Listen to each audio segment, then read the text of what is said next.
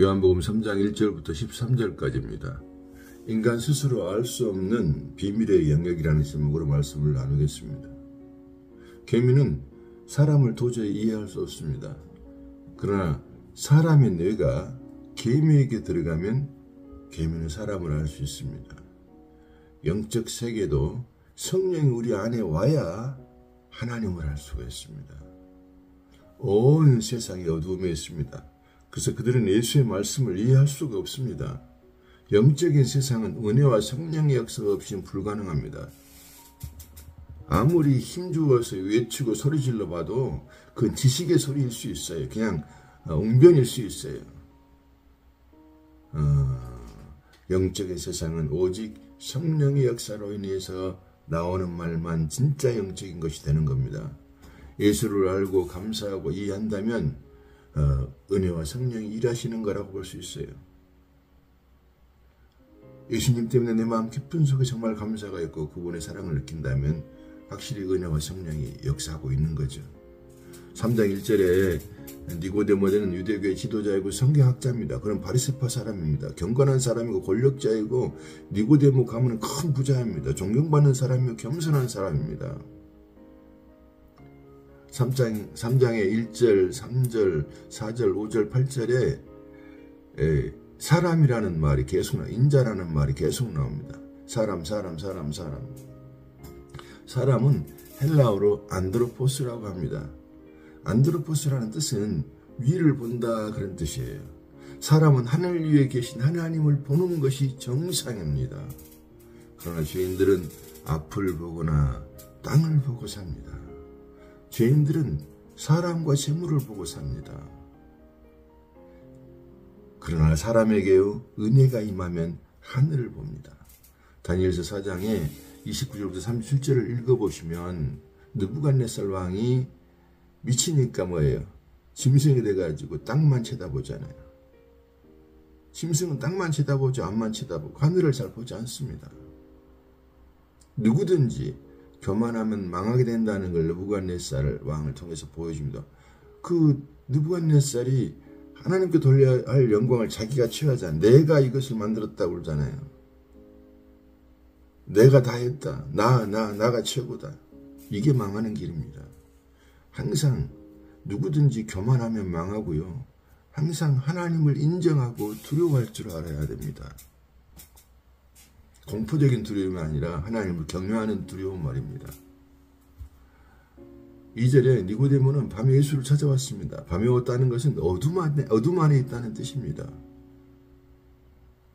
그렇게 뛰어난 사람이지만 어둠 안에 있는 거예요. 예수를 모르면 다 어둠 안에 있는 거예요. 니고데모가 우리라고 말합니다. 니고데모는 유대인의 대표를 상징하고 있습니다. 또한 모든 종교의 대표를 상징하기도 합니다. 나이 많은 니고데모는 겸손했습니다. 그는 예수를 선생이라고 불렀습니다. 예수님이 하나님께로부터 온 것을 압니다. 그러나 안다는 확신은 표적을 근거한 것입니다. 그는 표적을 보고 저 사람 분명하게 하나님이 보내신 분이야 라고 생각하고 그에게 찾아왔어요. 그러나 주님이라고 하지도 않고 선생님이라고 그럽니다.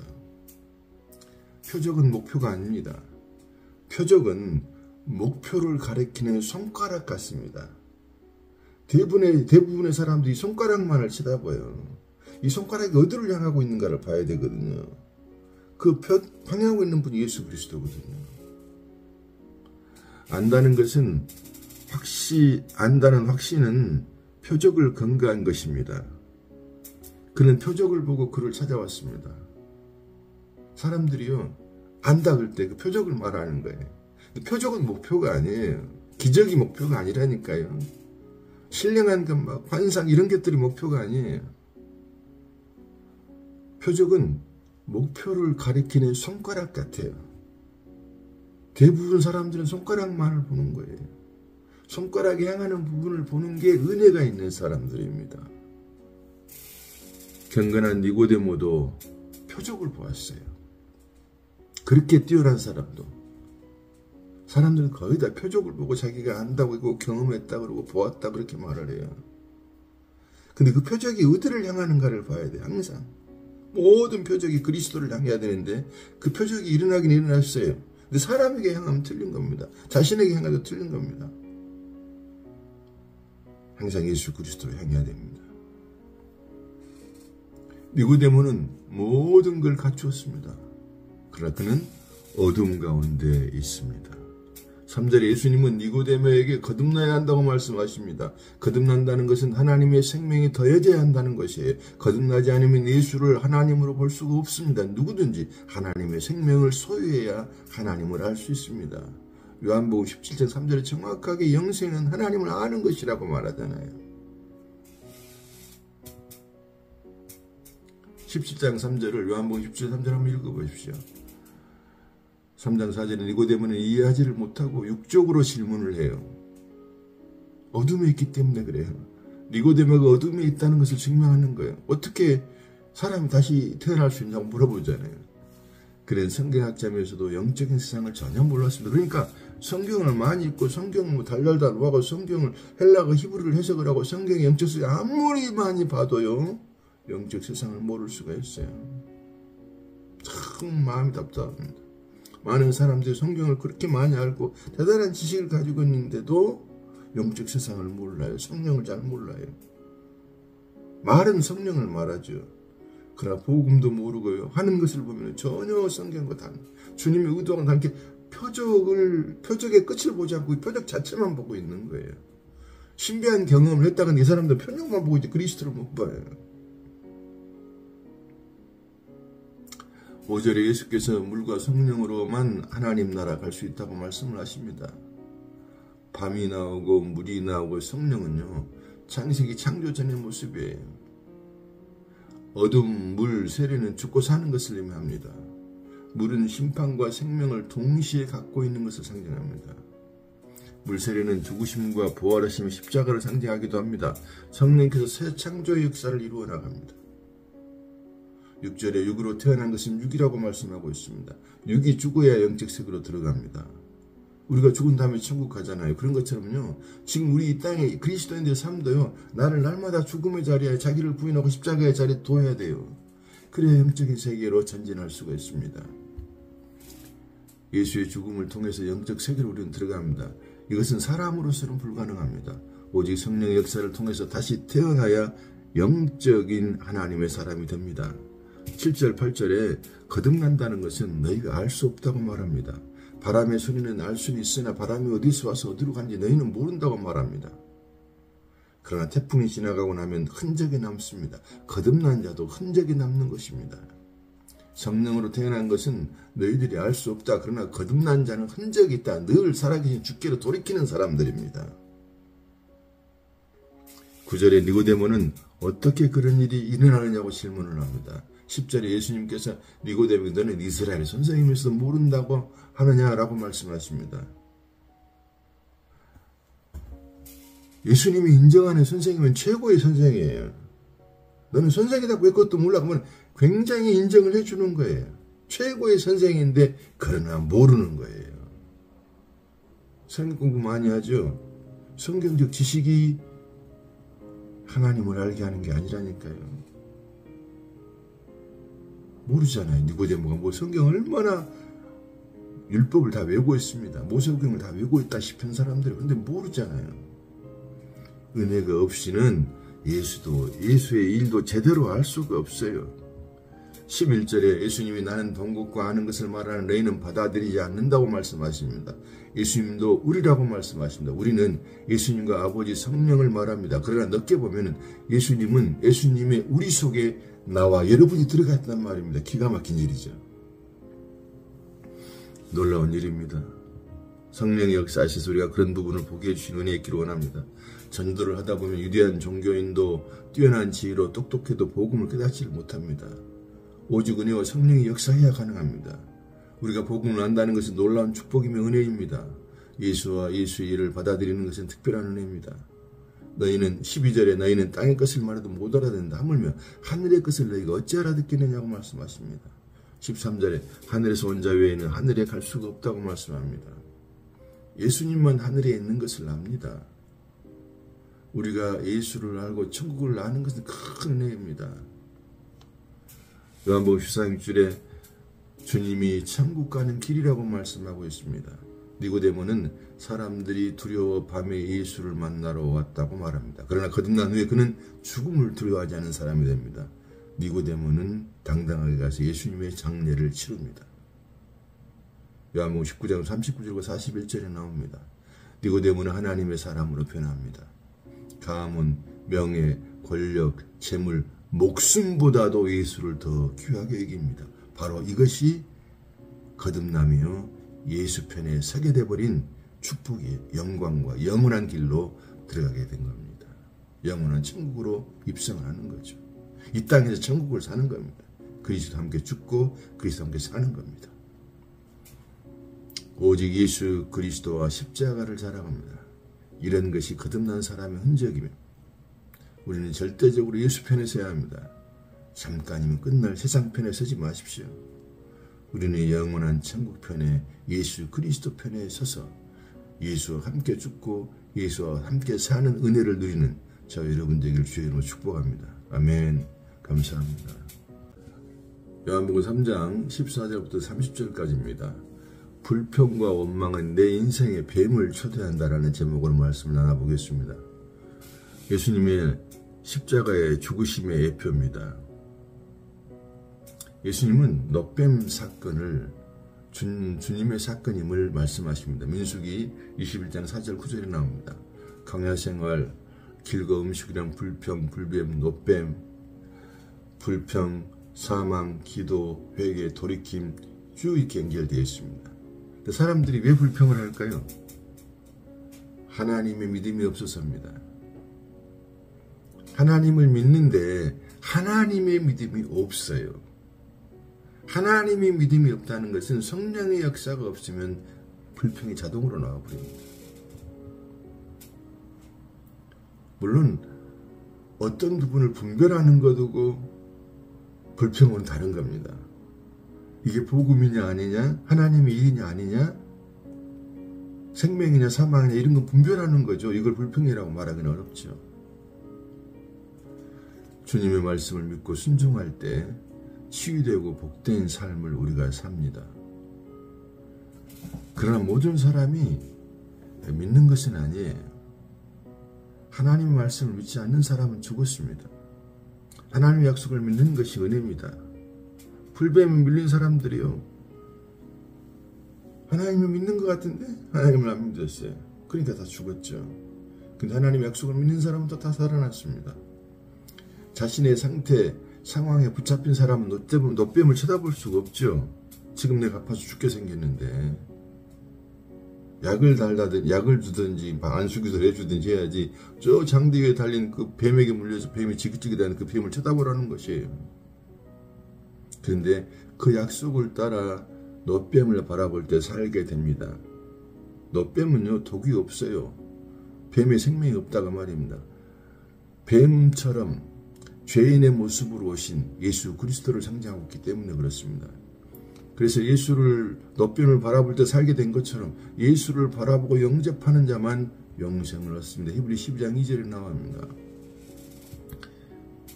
그들을 놋뱀이 치료하게 한 게 아니고 하나님의 긍휼이 그들을 치료한 것입니다. 지난번에 안드로포스라는 뜻에 대해서 말씀드렸습니다. 안드로포스는 사람인데요, 위를 안드로포스 뜻은 위를 바라본다는 뜻이에요. 고개를 들어 위를 바라보는 것입니다. 누구든지 놋뱀에 달린 장대 위에 달린 놋뱀, 예수 십자가에 달린 예수 그리스도를 바라보면 산다 그 말입니다. 그 말씀을 믿고 순종할 때 기적이 일어납니다. 15절에 선택받는 자에게 영생을 얻게 하려면 먼저 은혜가 옵니다. 은혜가 와서 믿게 되는 거예요. 근데 어떤 자들에게 오느냐? 선택받은 자들이죠. 근데 우리는 잘 모르죠. 누가 선택받았는지. 본인이 알 것이고 성령이 역사해 주시니까요. 또 우리는 잘 모르기 때문에 계속 전도해야 되는 것이에요. 16절의 말씀은 기독교의 핵심이 되는 말씀입니다. 하나님이 독생자를 세상에 주셨습니다. 그 독생자, 하나님의 독생자가 육신이 되신 겁니다. 모든 종교는 사람이 신을 찾아갑니다. 그러나 기독교는 하나님이 사람을 찾아오는 겁니다. 죄 없는 분이 죄인이 되셔서 세상 모든 죄를 짊어지시고 십자가에서 인간 대신 죽으신 것이에요. 자기 백성들 대신 죽으신 거예요. 우리가 그 예수를 믿는 사람들입니다. 우리는 멸망치 않을 자입니다. 이것이 하나님의 사랑과 은혜입니다. 17절에 보면 예수가 오신 것은 심판하러 오신 게 아닙니다. 오히려 대신 심판 받으시기에 오셨습니다. 그리고 예수는 죄인을 구원하기 위해 죽으셨습니다. 얼마나 놀라운 사랑입니까? 죽을 수 없는 하나님이 죽으신 것이에요. 이것은 참으로 신비한 일입니다. 이것이 믿어진다면 은혜인 것이에요. 선택받은 사람은 이걸 믿어요. 18절에 예수의 십자가의 사건을 믿지 못하는 사람들은 이미 심판받은 것입니다. 19절에 택함받지 못한 사람은 악을 좋아합니다. 그들은 어둠을 더 사랑합니다. 20절에 어둠에 있는 자는 빛이 오면 자기들의 행위가 드러나니까 빛을 싫어합니다. 그래서 빛이 딱 켜지면 어둠이 싹 사라져버리잖아요. 마찬가지로요. 복음을 전하면요, 종교인들은요, 어둠의 사람들은 그 복음을 듣기 싫어하는 거예요. 그게 사라지는 거예요. 뭐 핍박하고 죽이기도 하죠. 복음을 전하면. 로마 가톨릭은 믿는 이들이 성경에 있는다고 죽였습니다. 성경의 진리를 알게 되면 로마 가톨릭의 잘못이 드러나게 됩니다. 그들은 믿는 이들이 진리를 알아가는 게 두려웠습니다. 그래서 로마 가톨릭은 수많은 사람을 죽였습니다. 종교는 항상 정죄하고 죽이는 일들을 합니다. 21절에 그러나 진리 안에 있는 사람은 빛으로 나온다고 말씀하고 있습니다. 그들은 모든 것이 은혜 안에서 죄인인 것을 압니다. 그들이 악을 행한 것임을 알고 주의 십자가의 보혈 앞으로 나옵니다. 은혜 입은 사람들이죠. 22절에 예수는 제자들과 함께 계시며 세례를 주셨습니다. 23절에 침례 요한도 세례를 주며 사역을 했습니다. 여기서 우리는 생각해야 됩니다. 오직 예수와 예수의 사역만 남아야 합니다. 침례 요한의 사역은 멈춰야 합니다. 우리의 사역 멈춰야 합니다. 우리의 야망도 멈춰야 합니다. 우리의 이름도 나타나지 않아야 됩니다. 오직 예수의 이름만 나타나야 합니다. 오직 성령의 사역만 나타나기를 기도해야 됩니다. 나는 무익한 종이요 죄인 중에 괴수라고 고백하는 날이 우리에게 있어야 됩니다. 진실로 나는 정말 아무 가치가 없구나. 죄인 중에 괴수는 이 고백이 있어야 한다 그 말입니다. 24절에 침례 요한이 감옥에 갇히게 됩니다. 25절에 유대인들은 겔레와 침례 요한의 침례를 두고 논쟁하였습니다. 침례가 옳냐 옳지 않느냐의 토론입니다. 우리는 예수 그리스도의 절대적인 문제가 아니면 논쟁할 필요가 없습니다. 논쟁해도 답이 잘 안 나와요. 다 자기가 이겼다고 생각을 하고 자기들이 견해가 맞다고 생각을 하지. 26절에 침례 요한의 제자가 침례 요한에게 와서 말했습니다. 침례 요한의 제자들이 예수께 간다는 불평과 질투 판단을 합니다. 왜 그들이 화가 났을까요? 침례 요한에게 속했기 때문에 그래요. 유대인은 유대교에 속한 것입니다.